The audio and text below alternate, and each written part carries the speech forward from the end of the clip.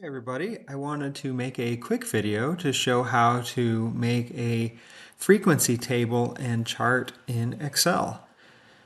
So we have a data set here. This is about the various students in a class and their age. We could see this is probably more like a graduate course because there are these ages, in the 20s and the 30s that are going on here. So we really understand, get a visualization of what the most common ages are, kind of the distribution of the ages that are going on. So there are a lot of ways to do this. You could use the histogram features. You can use pivot tables. But what I want to go through is one way using more straightforward kind of formulas. So really we want to start this frequency table by understanding the kind of distribution of the values we have here. So we want to get the min and the max because this is going to set the limits for our table. So we'll do a minimum of the age range here, and then we'll do a max of the age range here. And so we see that we have data going from age 22 to 35. So what we want to do actually then is build a table that has one row for each of the ages. So let's start with 22, we'll do 23, 24, and then we should be able to just expand that, and you can see the little numbers next to it. We've got then 35. Okay, so this will cover our entire age of who we have. So one thing we want to look is at the frequency. And so we'll do that by using the COUNTIF function. So we're going to do COUNTIF, and the range is where are we looking? Where are we going to be looking for these things that we're counting? And so that is over here. So I'm going to select this range. I am going to use my F4 function to lock the cells down to make this an absolute reference, because as I copy and paste this formula down, I don't want this range to shift. But I will keep what it's looking for, so the criteria. So look for this age that I've selected. In this example, it's G2 or age 22.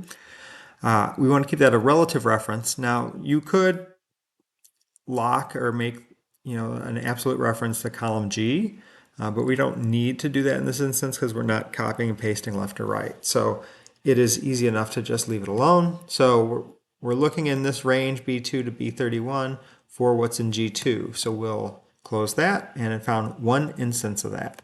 So we'll copy this down. And then what I'd always like to do is just do some validations. So let's get the total of this. So how many observations were found? 30. All right, we had 30 students. So that makes a really good sense that we've captured everything in our frequency table. So this is one option. Now another thing, and we'll end up using that some, is our relative frequency. So this is more of like what percent of the observations are. So this is an actual count, and relative frequency is going to be what percent of the observations. So we can do this very easily by dividing what's in H2. So that'll be a relative reference because I'm going to copy and paste that down. And then I'm going to divide it by the total. So this will give us, what percent of the total were 22-year-olds. I do also want to use my F4 function and lock down the total and make it a relative or an absolute reference so that it'll always keep dividing by the total. We can make this look nice and pretty as a percentage point, and then we'll just drag that down. Now similarly, I do like to make sure that my sums add up to 100, which it looks like it did, to a bunch of decimals. So good, we've captured everything here. We'll just call this total.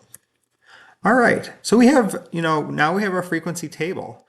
We have how many counts are each age group and the relative frequency. Now, you can make this into a chart and using a bar chart. And so what I'll do is I'll go ahead and select this age and frequency. And then I'm going to insert a bar chart here, or a column chart. And it is trying to give me this option of having, well, what actually it does, it's not picking up that age is the column. So what we have is, you can see the age here and then these little tiny numbers. So I do need to fix that. Let's go into select data. I'm actually going to just remove the age part here, and I'm going to add The labels are this range here.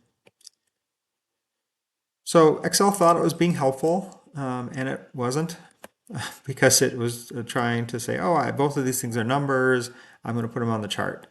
But we took care of it. We just deleted the one piece that was the age and then added that as the labels. And we can do our data labels. So we're going to right click and add data labels, and we'll do that right on top. And so then we see that we have now this bar chart that's giving us the frequency of each ages. Now we could name, label the axes and name this appropriately. That's something we can handle in a different video, or you can do or learn separately. Now there is this option then of looking at this other type of, do we want a relative frequency piece here? So I'm going to hit Control so I can select this other data set. And we're going to go ahead and insert and then a bar chart. Now this one did the same thing actually as the last one, where it has both of them here, but the percentages are so small you can't see them. So what we need to do once again is select our data. We're going to remove the age. So now we just hit, whoop, there we go, looks there good. But we want to change the access labels to our ages. Load that up.